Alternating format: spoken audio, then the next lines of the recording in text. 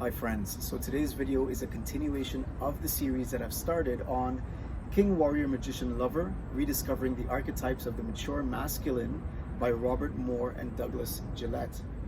And we're going to be focusing today on the Magician Archetype. We've already covered the King and the Warrior, and if you're interested in viewing those, you can go back into the channel and you can take a look at those videos. I am going to be using as a visual aid some cards from the Masculine Archetype deck created by Isaac Cotec. So the energies of the Magician Archetype are twofold.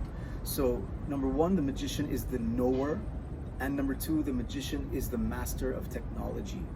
So the Magician is an initiative, secret, and hidden knowledge of all kinds. So all knowledge that takes special training to acquire is the province of the Magician energy.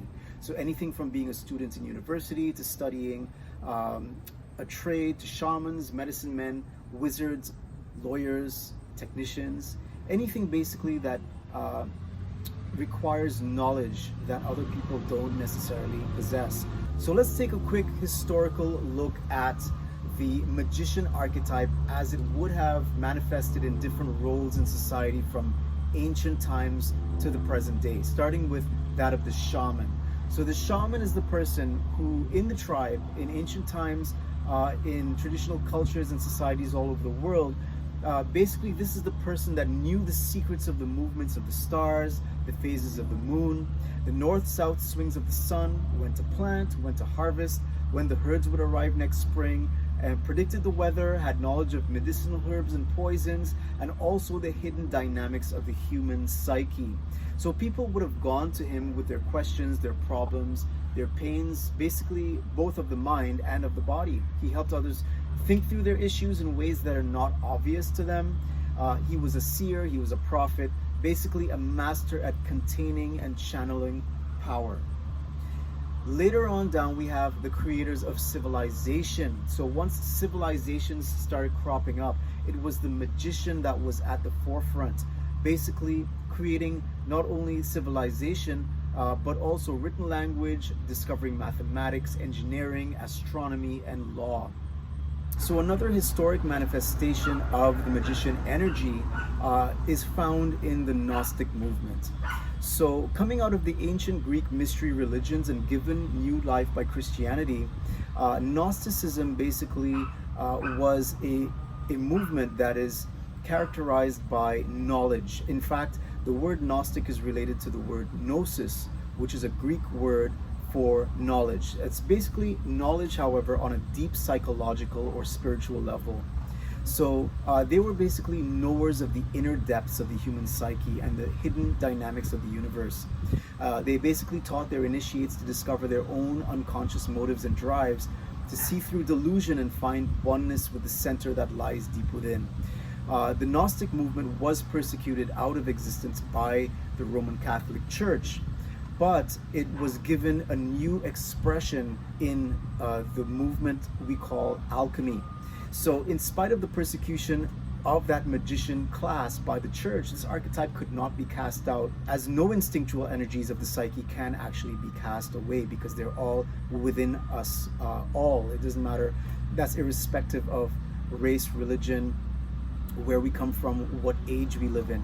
So basically the tradition of secret knowledge resurfaced in the Middle Ages in Europe as alchemy. So most people think of alchemy as the attempt to turn base metals like lead into gold, but don't realize that it was also a spiritual technique for helping the alchemists to achieve insight, self-awareness, and personal transformation. So alchemy, in large part, gave birth to what we know as the modern sciences, especially those of chemistry and physics. So moving more into the present day, we have modern science, basically, which is coming out of alchemy, which interestingly, like the work of the ancient magicians, is divided up into the two aspects of knowledge and technology. The knowledge branch being theoretical science and the technological branch being applied science. So ours, we can say, is the age of the magician in the material aspect, concerning having power over nature through technical schools and institutions in which one can seek to become a master in this sense. But thing about our modern science is it is grossly lacking in the non-material, psychological, or spiritual initiatory process characterized by personal growth and transformation. So as was mentioned in the first video in the series, ours is an age of personal and gender identity chaos, is what the authors of the book have described, which is basically a direct result of an inadequate accessing of the magician in some vital area of life. Even though there is this current crisis, there are, however, two sciences that still do the work of the ancient magicians to bring together the material and the psychological sides of the magician energy, that of subatomic physics and depth psychology. So subatomic physics is just beginning to actually approach the intuitive insights of Eastern mysticism as seen in the Hindu and the Taoist traditions. New physics is actually discovering a micro world beneath our seemingly solid macro world of sense perceptions, in which things behave very differently than in our macro world. In this micro world of subatomic physics, things lose their solidity and are more like gathered nodes of energy that arise from the void of space that is not, as most people think, nothing, but is actually filled and is a field from which all things arise. So discoveries in subatomic physics call certain concepts such as time, the nature of being, of existence, and other dimensions into question. The other science that is currently doing the work of the ancient magicians to bring both the material and psychological sides of the magician archetype together is depth psychology, led by a man by the name of Carl Gustav Jung. Way back in the early 1900s, late 1800s, Carl Jung basically found striking similarities between the archetypal patterns of the human psyche and quantum physics. So he saw the psyche as a world of living images and symbols that rose and fell like the subatomic waves of energy that accounted for our material universe. So the archetypes, hidden deep in this void of the unconscious, seem to be the building blocks of our thoughts, our feelings, our habitual patterns of behaviors and reactions that make up the personality, the seen reality like that of the macro world of appearances. So the collective unconscious to Jung was like the unseen energy fields of subatomic physics, but also like that of the Gnostic concept of the pleroma. So we see here that Jung brought through this depth psychology back into our consciousness ideas that were alive from ancient Eastern religions and even the Gnostics. So let's take a look at the magician archetype in its fullest sense. So the magician in his fullness, basically, it's the archetype of awareness and insight. It's the capacity to think. It's the archetype of thoughtfulness and reflection. It's the energy of introversion. So it's not a shyness or timidity, but the capacity to detach from inner and outer storms and to connect with deep inner truths and resources. So introverts live more out of their center than others do. Magician energy aims at fullness of being for all things through the compassionate application of knowledge and technology. So let's take a quick look at the shadow magician, or the shadow aspects of the archetype. So remember, if you saw the other videos in the series, we spoke about the fact that in the book, the authors describe each archetype as a sort of a triad or a triangle, with the archetype in its fullest form at the very top. That would be, in this case, the wizard, which is his name for the magician archetype. And we have the overactive pole and the underactive pole, which constitute the shadow aspect. So the overactive pole is called in the book the manipulator. In this deck, referred to as the charlatan. Right? So he puts on a face for others, right?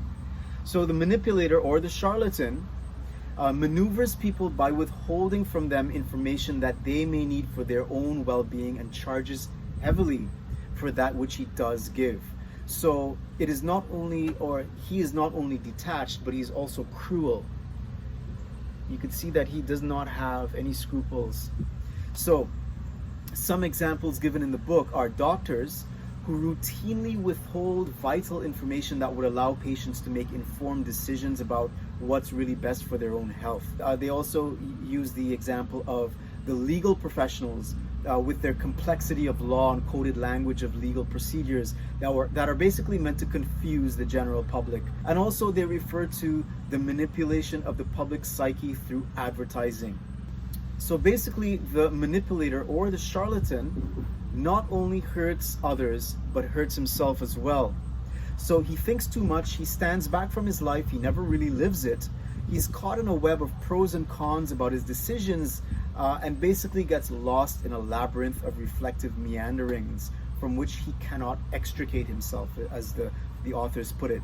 He's basically afraid to live, afraid to leap into battle, and basically time goes by, after which he ends up regretting living a life of sterility.